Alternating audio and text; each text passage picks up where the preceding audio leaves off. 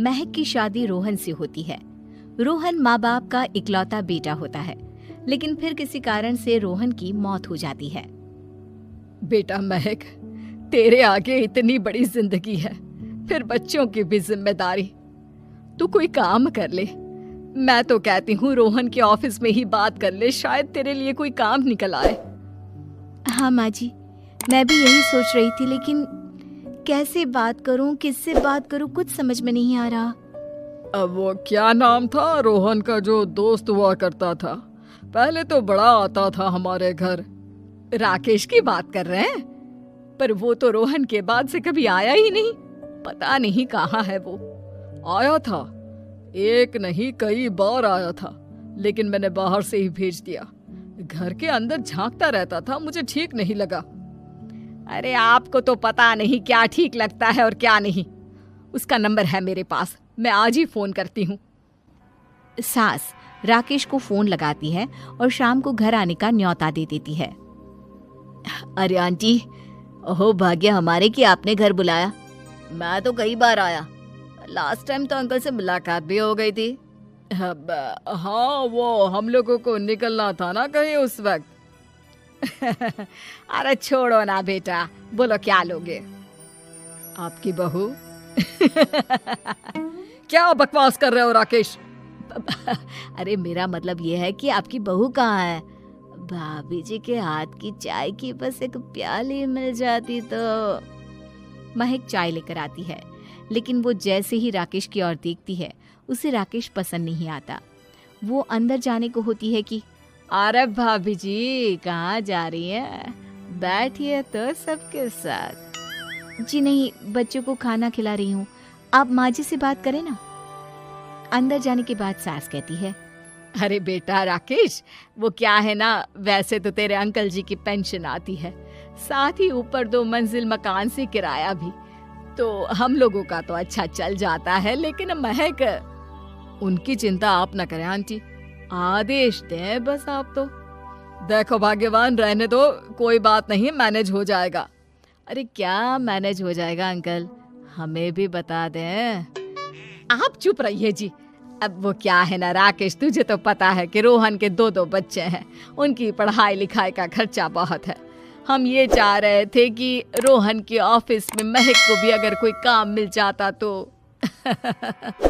क्यों नहीं आंटी जी, मैं हूं ना, मैं बात कर लेता हूँ। वैसे तो आप हाँ ही समझिए। महक भाभी को बोल देना कि कल तैयार रहें मेरे साथ ऑफिस चलने के लिए, मैं मालिकों से मिलवा दूंगा उन्हें। महक अंदर से सब सुन रही थी। अच्छा आंटी जी, तो चलता हूँ, कल आ जाऊंगा। अच्छा भाभी जी, तैयार रहिएगा कल। राकेश तो चला जाता है, लेकिन ससुर सास पर बरस पड़ते हैं। मुझे ये आदमी एक पैसे का पसंद नहीं है। तुम इसे बोल दो कि हमें कहीं नहीं करवानी बहू से कोई नौकरी। अरे क्यों नहीं करवानी? सारा पैसा मैं इसके बच्चे और इसी पर उड़ा दूंगी, तो मेरी बेटी को क्या दूंगी? जरूरत क्या है तुम्हारी बेटी को तुम्हारे पैसे की? अरे वो तो पहले ही बड़े पैसे वाले घर की बहू है। अपनी बहू की सोचो जो अब तुम्हारी बेटी जैसी है। बच्चे रोहन की आखिरी निशानी है।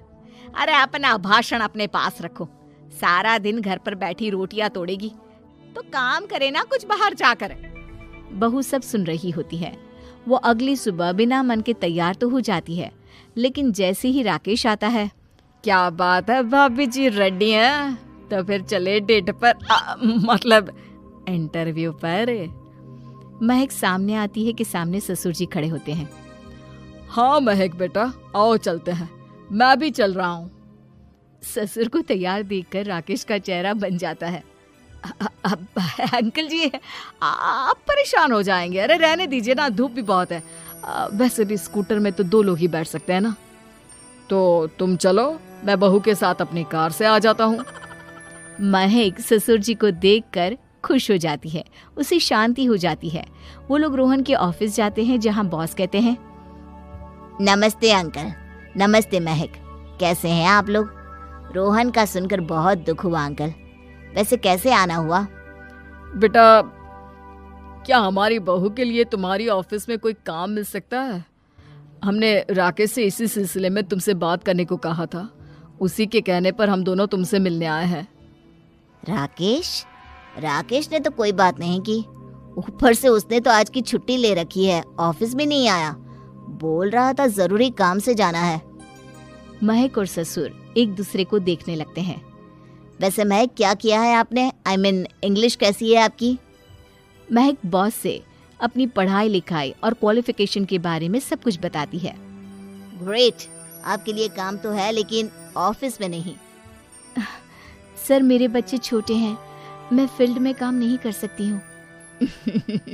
मतलब वो काम घर से करना है, घर से रहकर बच्चे भी देखें और घर भी देखें, लेकिन हाँ काम जरूर से करें।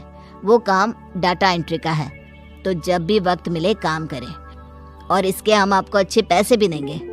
महक बॉस की बात सुनकर खुश हो जाती है, उन्हें थैंक्स बोलकर घर आ जाती है। किसके साथ भेज रही थी तुम महक को?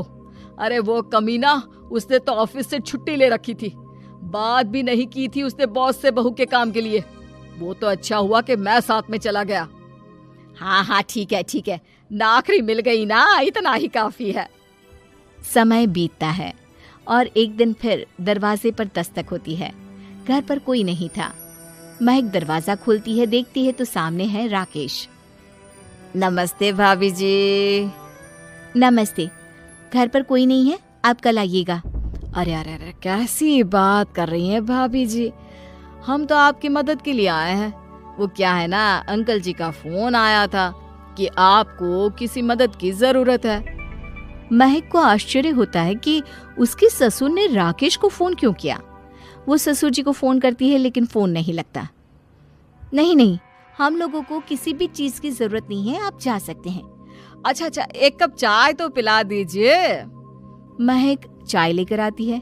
चाय पीने के बाद, रोहन मेरा बहुत अच्छा दोस्त था, उसने मुझसे कहा था कि वो रहे ना रहे उसके घर वालों का, खास करके आपका ख्याल मुझे ही रखना है, तो मैं कल फिर आऊंगा भाभी जी। नहीं, माता पिताजी है नहीं, वो 4-5 दिन बाद आएंगे। आप उन लोगों के आने के बाद ही आइएगा, मुझे ये सब ठीक नहीं लगता। अरे छोड़िए ना भाभी जी, लोगों का तो काम है कहना। मेरा मतलब है वो तो बोलते ही रहेंगे। आता हूँ मैं कल। महक को अब गुस्सा आ जाता है। हमेशा शांत और मधुर बोलने वाली महक पहली बार जिंदगी में फैसला लेती है, और फैसला होता है राकेश को सबक सिखाने का। बड़े बेशर्म हैं आप, किसने कहा आपको कि आप आए? अरे भैया, साफ साफ बोला ना कि नहीं जरूरत है किसी की मदद की, मैं अकेले सक्षम हूँ अपना घर संभालने के लिए। आज आखिरी बार बोल रही हूँ, इस घर की तरफ आंख उठाकर भी देखा ना तो देख लेना, वरना पुलिस के हवाले कर दूंगी। निकलो यहाँ से, या धक्के मार कर निकालूं। पुलिस का नाम सुनते ही राकेश वहां से 9-2-11 हो जाता है, और महक को अपने फैसले पर गर्व होता है।